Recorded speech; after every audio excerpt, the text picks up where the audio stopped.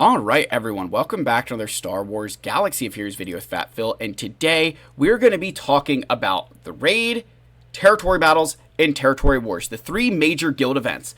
And we're going to be breaking down, kind of ranking them in terms of where's their importance. If you're in the mid game, the end game, the early game, wherever you are, where should your guild be focusing? Why? How? What factors lead into that? There's a lot of things here. It's not just a simple, here's the answer. I want to show you guys kind of the factors that I use to rate these things. And this is inspired by a comment I got on yesterday's video talking about the special missions in Rise of the Empire.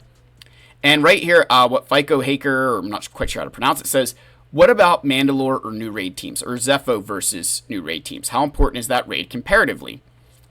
And he says, and where would you draw the line for overinvestment in a raid when you don't have all the TB stuff unlocked, or you don't have Poncho Bros, Jabba for mod stuff, those higher level stuff that are just taking, just unsure which to prioritize. I want a good guild outcome, so Mandalore is crucial, but so is raid, just maybe not pirate GL levels of crucial. And honestly, this is a very good question. Those are some very good questions, and they're very well thought out of, okay, how do you rate these things? What I'm going to say right away, though, one thing that you need to kind of put in the back of your head, you can't just say new raid, because that's not fair, because the way the raids work in this game is they're constantly changing and constantly evolving. So while, yes, it's a new raid, it is the raid. This is the raid. This is the one that you are going to have to judge those resources off of. So I do want to make sure as we get into this video that you are keeping that in mind, that when we talk about this, it's raids. Whether or not it's this new Order 66 one or in a year when we get the next raid, you have to always evaluate them at what their true value is to the game. With that said, please like and subscribe, comment down below. I want to give a shout out to the channel members for their continued support of this channel and me. It means the world to have these guys and gals on my side. I really can't thank them enough for just continuing to keep the faith, believe, and just help make this channel into something fantastic. If you guys are ever interested, that link is below, along with a link to our Discord. Go check it out. I really appreciate all of you guys. So let's get in here and let's talk about these three game modes.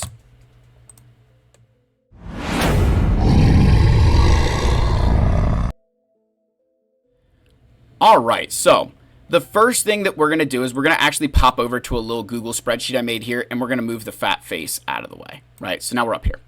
All right, let's talk about this. So as you guys will see, I've got kind of a bunch of, the game mode here, and then I've got a bunch of different rewards that we're going to kind of bunch of different categories that we'll talk about. And then we have some other things here that we'll take into consideration before giving you some final thoughts. So first, let's just talk about the personal position. This is saying, all right, how much does your personal contribution matter to the raid, TB, and territory war? Meaning, if you push yourself as hard as humanly possible, right, how much does that benefit you? In the raids, there legitimately is, if you go into the game here, we're going to pop open the raid, you have your personal reward track. There is a purpose to trying to score more points. There is a purpose to trying to get better in the raid. Right? So there is a degree of, this is worth it, right? It is worth it to do better in the raid. You go to territory battles and territory wars. If I get my best ever performance in combat missions here, if I get my best ever performance in, nothing changes. It doesn't matter. I don't get anything personal out of that. I can score 0 in territory war. I can score 600 million. It does not change. Similarly with territory wars, I could do the most attacks. I could do the least. There is a bare, I will say with territory wars, there is a bare minimum that it's I forget how many banners it is, if it's 90 banners, but there's a minimum you have to score. However, with that said, it doesn't matter if you score the minimum or you score the maximum. Your rewards are based on your guild, right? So in terms of the personal payout, right, the raid is actually, has that value where the other ones do not. Reward stability. This is saying, all right, if you consider how these game modes work, how stable are the rewards from event to event? So raid is the most stable. You have a 72-hour window to hit the raid. So even if somebody is gone for a whole day, they still have plenty of time to hit the raid. TB is still also very stable because, again, it's the same thing, right? The territory, or, territory wars, there's matchmaking involved, so, we'll get into that. But with the raid and TB, it's always the same. The difference is territory battles, there's that 24-hour window aspect. Each phase is 24 hours long. So when you're kind of analyzing this and you're trying to figure out, all right, where are we going from here? If somebody misses the window and costs us a star, we can't go back and get that. It's done, right? So there's a little bit of volatility there that I kind of took away some points for. And then in territory wars, you've got to deal with the matchmaking. And we all know how ridiculous matchmaking can be, so I've got it down there at a 5, because that is a problem. Next, crystals. There's no crystals available in the raid, and there's no crystals available in territory wars. You cannot earn crystals in those events. But territory battles, you can, and you can get a decent amount of crystals through TB. Like, it's not nothing, right? There's a good amount of crystals there that you can earn in TB, and that is very important. Like, I kind of judged this, all of these things is off of feel, right? And I should have said that earlier. Like, this is the fat fill system of ranking, which I just go by feel. I just go by, all right, on a scale of 1 to 10, how much would I notice missing out on those rewards, like not getting those rewards, if I, like, didn't get them, right? If they took crystals out of TB, I would definitely feel it, right? I'm not going to say that I would be like, oh my god, I'm so screwed, but I would feel that impact, right? Obviously, there's none available in these, so it doesn't matter. Next, we've got Zetas. Listen, they are available in the raid. There's none available in TB, but you can earn them with your raid currency.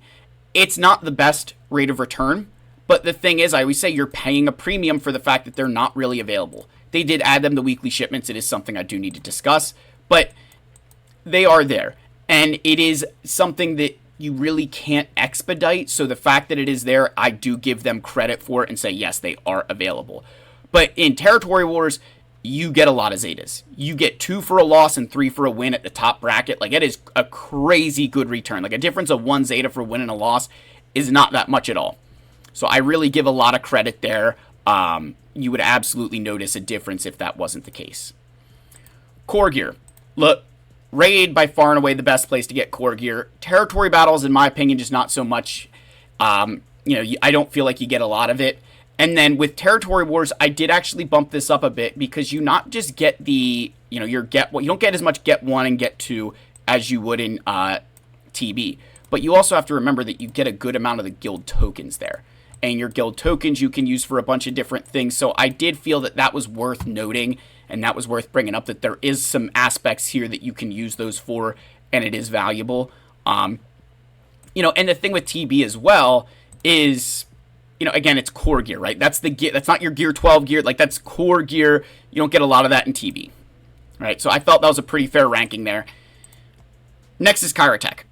Listen, the raid, it's a 1. It's there. I've never bought them, but I know people do, so whatever, right? We can move on with life. But territory wars, you do get a decent bit of Kyrotech. Every single territory war, you are going to get some good Kyrotech. It's really nice. TB, though, it's kind of off the charts. I have it at a 9 because Zepho and Mandalore, while a part of, they do give you Kyrotechs, you don't know until you get them. So I didn't give it a 10 because if you include Zepho and Mandalore, it's a 10.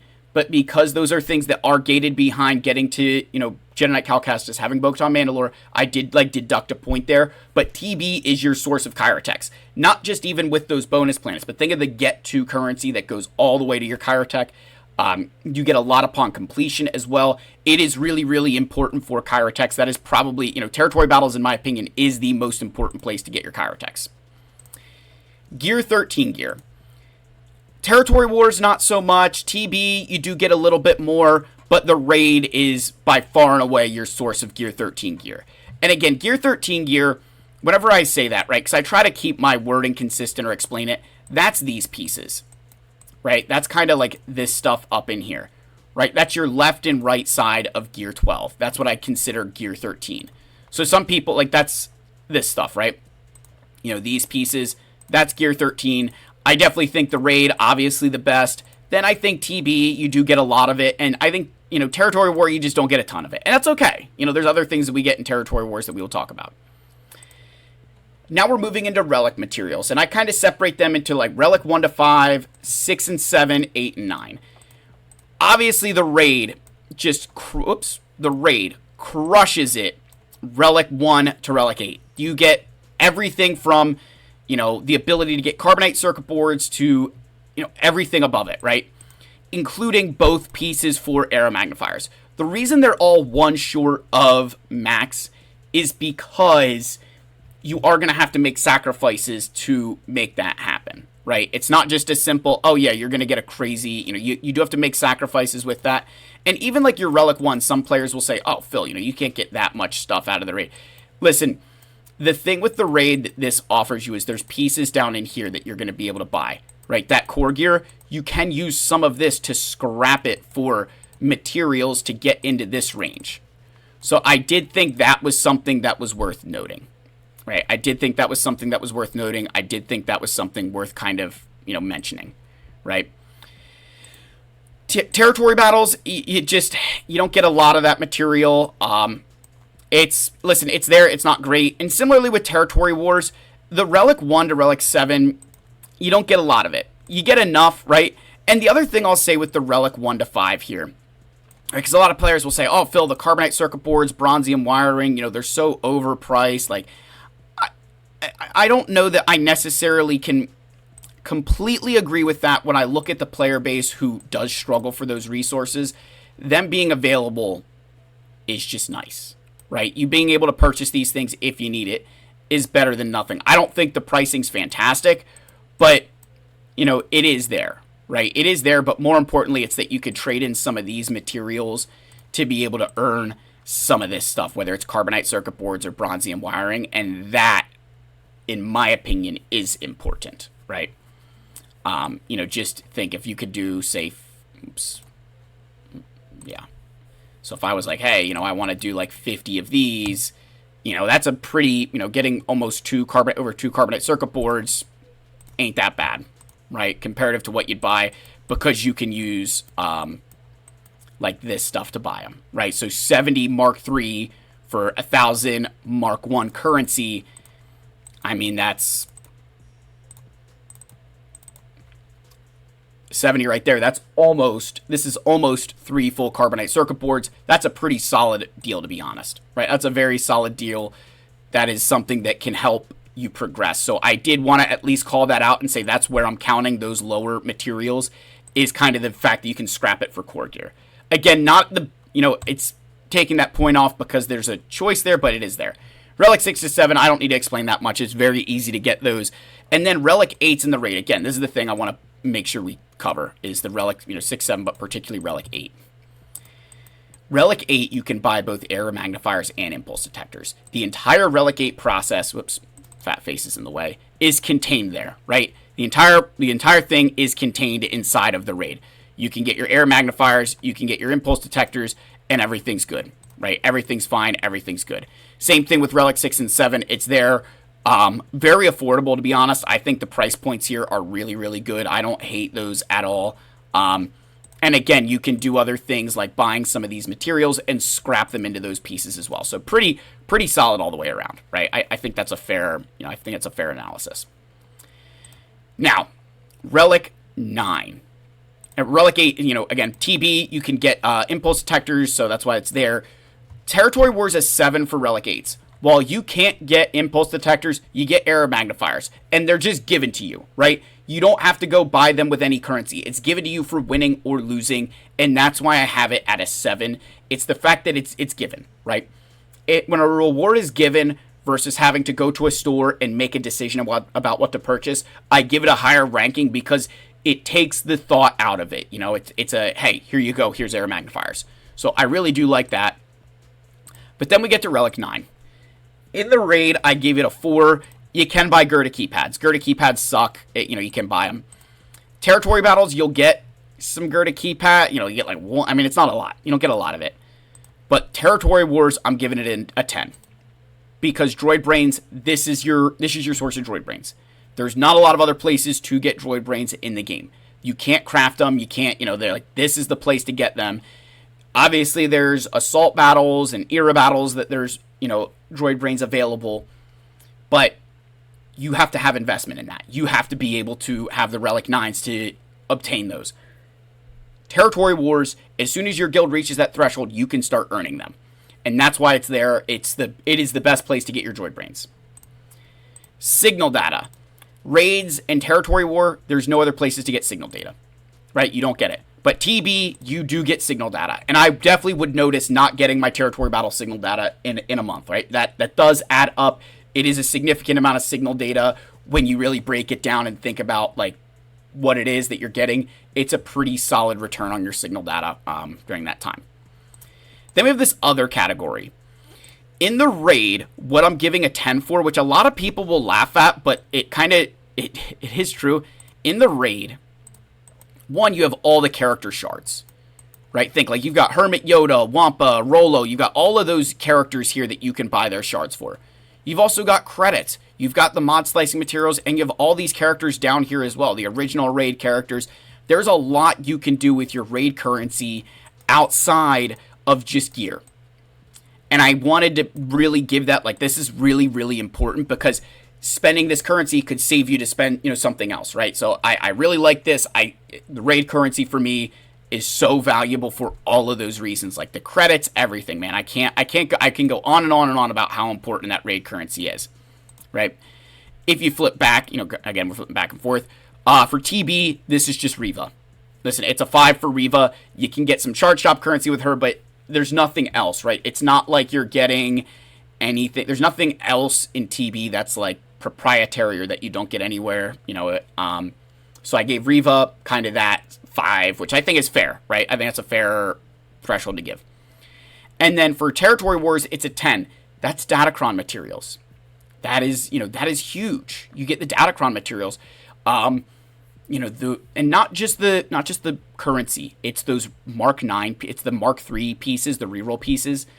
That is what's so valuable about Territory Wars, in my opinion, is if you really want to be successful, Territory Wars get you the Datacron materials, and because they are only available for crystals, I can't look at Territory Wars and not give you the fact that Datacron material is so freaking valuable. Like, without that, you don't get chances to re-roll the level 9 without spending crystals. So yes, Territory Wars is absolutely important for that. I am factoring that in because this is coming at the assumption that you are going to care equally about all aspects of the game. So with that, we do have to take into consideration some other factors, right? Kind of seamless transition. So the next 2 factors you need to take into consideration are effort and investment. So, in terms of effort, it takes about an equal amount of effort to do the raid in Territory Wars, right? Meaning, to do your best, I would argue it takes roughly the same amount of effort. You could argue Territory War could even be a little bit higher, but I think it's about the same, all things considered. Some guilds will say, if you're like a gauntlet guild where you go crazy, obviously this might be higher, but I think realistically it takes about the same effort between Territory Wars and raids. Whereas Territory Battles actually, in my opinion, is the easiest.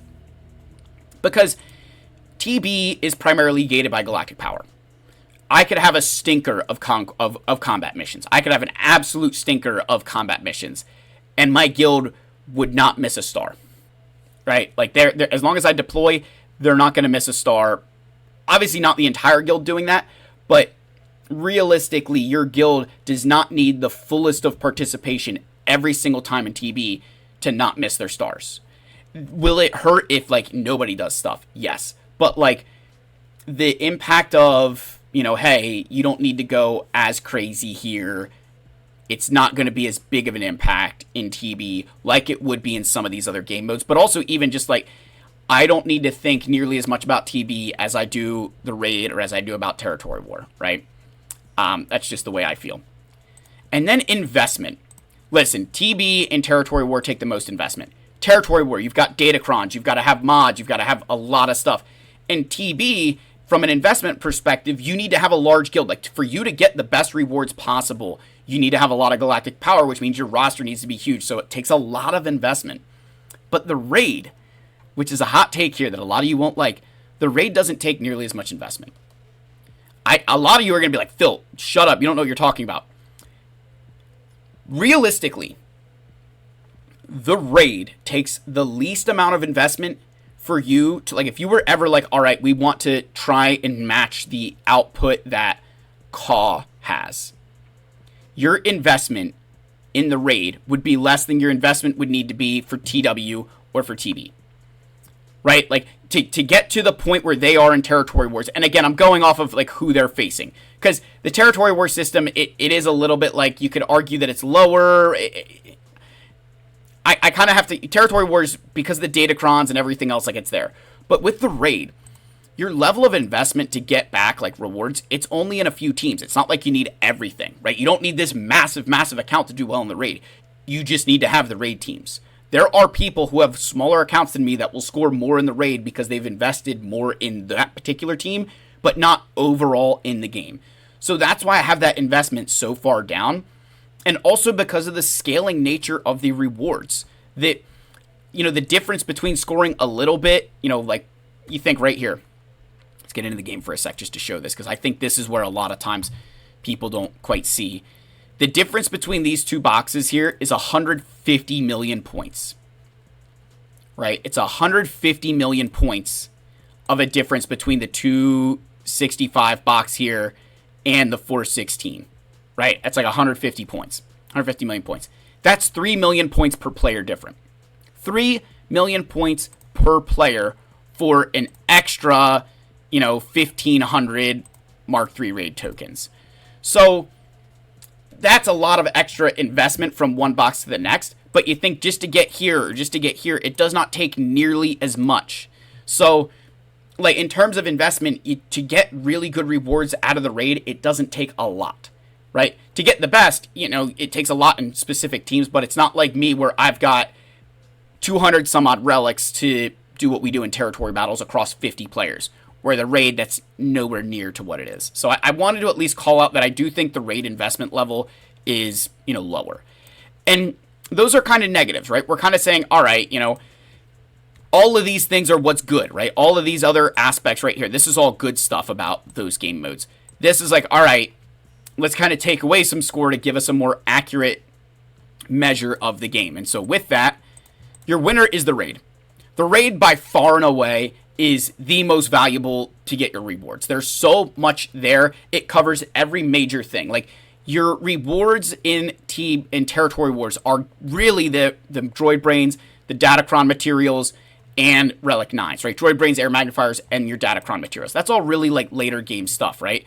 It's not as much loaded with the gear to progress. And so each of these, while important, the raid, in my opinion, is the most important. And that is something that I feel a lot of guilds have lost, or a lot of players have forgotten about. But back in the day, when it was the Sith raid, and the Challenge Pit raid, and the Tank raid, and the, you know, when it was those raids, you used to pick your guild based off of when their raids launched. That was the number one contributing thing to finding a new guild was, when are your raids? Because you wanted to be able to hit the raid. The raid wasn't what it is now, where it was open for 72 hours and you go post a score. If you weren't on in like the 10 minutes that raid launched, you were screwed in getting a 0. So the raid has always been so important. And I feel like we've kind of lost that a little bit with this new model. And I think a lot of your accounts have suffered because of it, that you're not giving enough attention to it. The raid is, in my opinion, the key to success. If you have good raid score, that leads you to be able to do everything else. And then you'll notice that there's a single point difference between Territory Wars and TB, where Territory Wars is 1 point higher. I did not try this at all.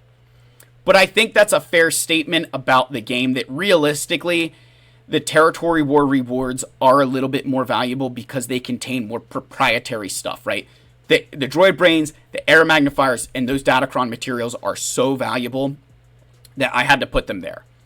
With that said, how do you take this and say, all right, you know, where should my guild focus? You know, Phil, like, what does this really mean? So I think for me, where I would look at this and say is that early on in the game, you need to focus on the raid.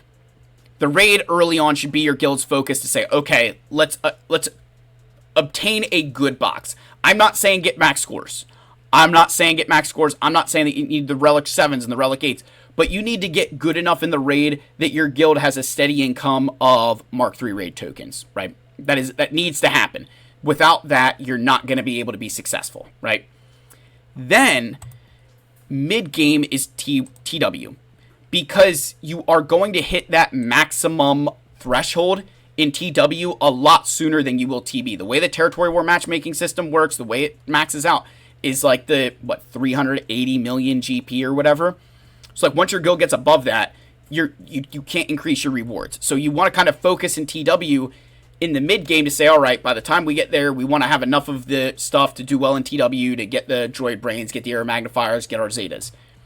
And then late game is TB, when you're just growing by GP and GP and GP, and you have all these rewards from the other game modes to build into territory battles. Because it does just become GP gated. Your guild cannot beat mine. Like, if you don't have the same GP as us, let's say it's like 50 million different, you won't get close to touching what my guild can do in TB. But you could beat us in Territory War, and you could beat us in the raid, but you won't come close to what we do in TB if you put the same level of effort, because we just have more stuff that we can deploy.